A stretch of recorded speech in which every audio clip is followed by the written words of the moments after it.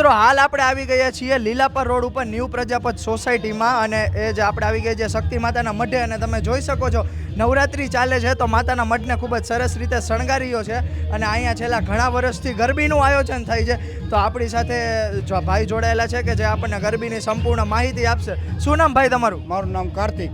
બરાબર, આપણે મને અંદાજે કયો છે આ ગરબી કેટલા વર્ષથી થાય? 55-60 વર્ષથી. ઓહો, એટલા બધા વર્ષથી? હા, એટલા વર્ષથી અમારા અહીંયા 50 અમારા કાકાની બધા આયોજન કરતા, હવે અમે બધા આયોજન કરી છીએ. 55-60 વર્ષથી આ બધું આયોજન હાલ્યો. હવે આઈટમે નિવેદ ને એવું બધું કરી છીએ. ગણેશનો ઉત્સવ આવે ત્યારે ગણેશનું ને એનું આયોજન કરી છીએ.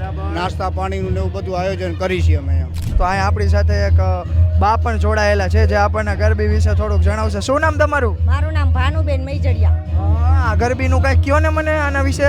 આ ગરબી છેલ્લા 50-60 વર્ષથી કરી છે. આ ગરબીમાં આયોજન વડીલોથી જ શરૂઆત થયેલી છે અને અત્યારે અમે હાલ યુવા પેઢી બધી શરૂઆત કરેલી છે. તો કોઈ પણ રીતે પ્રોગ્રામ રાખે, નાના મોટા ફંક્શન રાખે છે આમાં અને છોકરીઓને લાણી આપે છે, કોઈને પસંદગી હોય આપીએ.